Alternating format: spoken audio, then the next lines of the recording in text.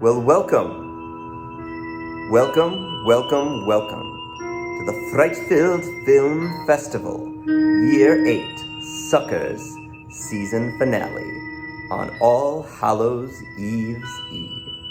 I, of course, am your host, Professor Alistair Winters, and this is a scale model of my library of horrors, where once a week I go down into the cinematic archive and find you an example of terror, as only celluloid can provide. As I mentioned, this is a scale model of my library of horrors, and this is a scale model of the cigar-smoking pumpkin demon that has kept me imprisoned in the library of horrors for more centuries than I can even remember. So many centuries that time itself is rendered increasingly meaningless as the years fall away into oblivion. The meaninglessness of time and immortality will be reflected on in tonight's feature. So without further ado, the night is young.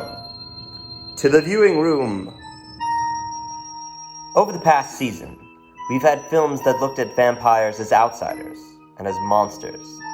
But perhaps no film has better explored the idea of vampires as spectators, immortal ones, looking at the endless cycle and rat race of humanity from a detached viewpoint given to them by their endless lives. No film has ever explored this better than tonight's feature, directed by one of the masters of American indie cinema, Jim Jarmusch. Jim Jarmusch is one of the founders and fixtures of the New York independent film scene, which flourished from the 1970s to the 1990s. Born in Ohio in 1953, the middle of three children born to middle-class suburbanite parents, Jim's love of cinema flourished when his mother would leave him at the local cinema to enjoy double features of B-movies while she ran errands.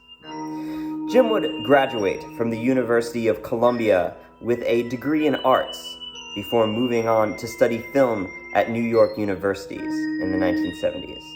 Along with filmmakers such as Sarah Driver, Tom DeSillo, Howard Brookner, and Spike Lee, Jim would form the New York independent film movement from the 1970s to the 1990s, which ran adjacent to the punk rock revolution coming out of the CBGB's Club, often expressing the same themes of isolation found in this music. It has been said that Jarmusch traffics in esoterica, channeling his love of literature, poetry, science, music, and classic cinema into all the films he makes, such as Mystery Train and Stranger Than Paradise.